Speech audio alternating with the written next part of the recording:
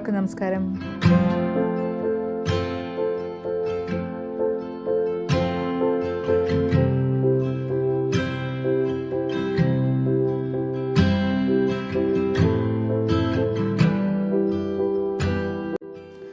Check റിപ്പബ്ലിക്കിൻ്റെ ക്യാപിറ്റലായ പ്രാഗിലാണ് ഇന്ന് ഞങ്ങൾ എത്തിയത്. ഇന്നലെ ഞങ്ങളെത്തി. അപ്പോൾ ഇന്ന് രാവിലെ ഇങ്ങനെ ടിക്കറ്റൊക്കെ എടുക്കണം, അപ്പം 1 ഡേ പാസ്സൊക്കെ എടുക്കണം. അതിന് വേണ്ടി ഞങ്ങളിങ്ങനെ നടക്കുകയാണ്. അപ്പോൾ ഇങ്ങനെ ഓരോരോ അവിടുത്തെ കാഴ്ചകളാണിതൊക്കെ.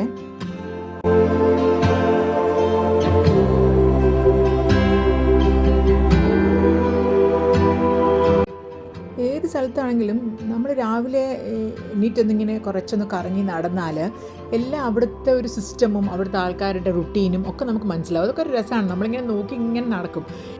പ്രത്യേകിച്ച് അങ്ങനെ ഒരു ടൈമിൽ പോയി വരണമെന്നോ അങ്ങനെയൊന്നും ഇല്ലല്ലോ. അപ്പം നമുക്ക് പ്രശ്നമില്ല, സമയമുണ്ട്.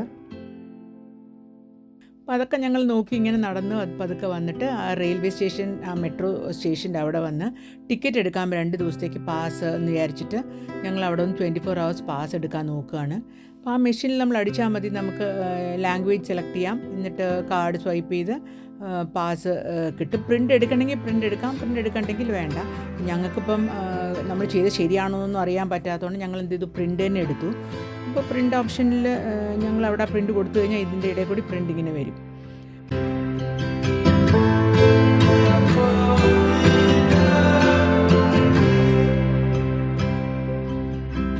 ഇന്ന് ഞങ്ങൾ അപ്പോൾ എന്താ വിചാരിച്ചതെന്ന് വെച്ചാൽ പെട്രിൻ ഹിൽ എന്ന് പറഞ്ഞിട്ട് ഇവിടെ ഒരു വ്യൂ പോയിൻ്റ് ഉണ്ട്. അപ്പോൾ പ്രാഗൊക്കെ കാണാൻ പറ്റും ഫുൾ മുകളിൽ പോയി നിൽക്കുമ്പം. അപ്പോൾ അതിൽ പോകാമെന്ന് വിചാരിച്ചു. അപ്പോൾ ഇവിടുന്ന് ഒരു ബസ് പിടിച്ചിട്ട് നമ്മൾ അതിൻ്റെ ആ ഹില്ലിൻ്റെ താഴെ വരെ പോയാൽ അവിടെ നിന്ന് ഫ്യൂണിക്കുലർ എന്ന് പറഞ്ഞിട്ടൊരു മെട്രോ ആണ്, അതിൽ നമ്മളെ മുകളിൽ കയറ്റും. അപ്പോൾ അങ്ങനെയാണ് നമ്മൾ പോകാൻ വെച്ച് പ്ലാൻ ചെയ്ത് നമ്മൾ അതിന് പോകാനായിട്ട് ബസ്സിൽ കയറി പുറപ്പെട്ടു.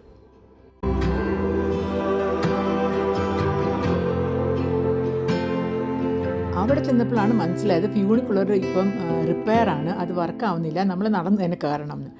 അപ്പം നടന്ന് കുറേ കയറി. പിന്നെ അത് കഴിഞ്ഞ് കുറേ സ്റ്റെപ്പ്. ഇത്രയും വന്നതല്ലേ, ഇനിയിപ്പോൾ തിരിച്ചു പോകണ്ടെന്ന് വിചാരിച്ചിട്ട് ഞങ്ങൾ എന്തായാലും കയറാമെന്ന് പറഞ്ഞിട്ട് അങ്ങനെ പതുക്കെ സ്റ്റെപ്പെല്ലാം കയറി. അതോ റോഡാണെങ്കിൽ ആരും ഇല്ലാത്തൊരു വഴി, അങ്ങനത്തെ വഴി കൂടിയൊക്കെ ഞങ്ങൾ കയറി മുകളിലെത്തി.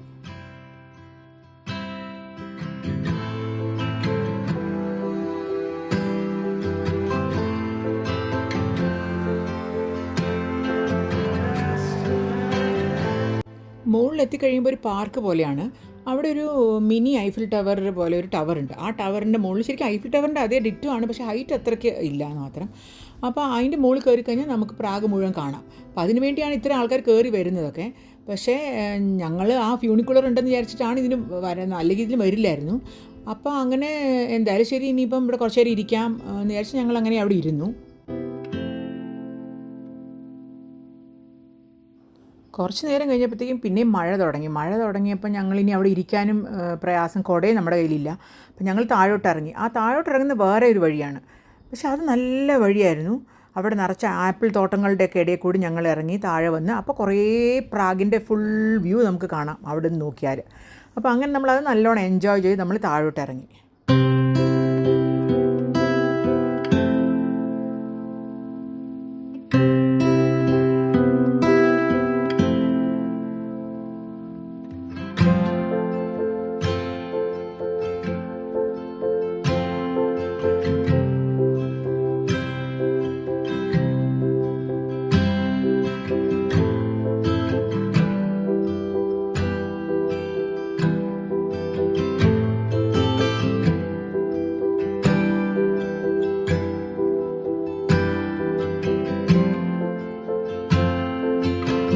ഇവിടെ നിന്നാൽ നമുക്ക് ശരിക്കും പ്രാഗിൻ്റെ ഫുള്ളൊരു വ്യൂ, നല്ല വ്യൂ കാണാൻ പറ്റും. വളരെ നല്ലതായിരുന്നു. ആ ഒരു വ്യൂ നമ്മൾ എൻജോയ് ചെയ്ത് കുറേ അവിടെ നിന്ന് ഫോട്ടോ ഒക്കെ എടുത്ത് അങ്ങനെ പതുക്കെ നമ്മൾ താഴെ പോയി. അപ്പോഴത്തേക്കും വിശക്കാനും തുടങ്ങിയിട്ടുണ്ടായിരുന്നു. അപ്പോൾ ഇനിയിപ്പോൾ ഹോട്ടൽ നോക്കണമല്ലോ എന്ന് പറഞ്ഞ് നമ്മൾ താഴെ എത്തി.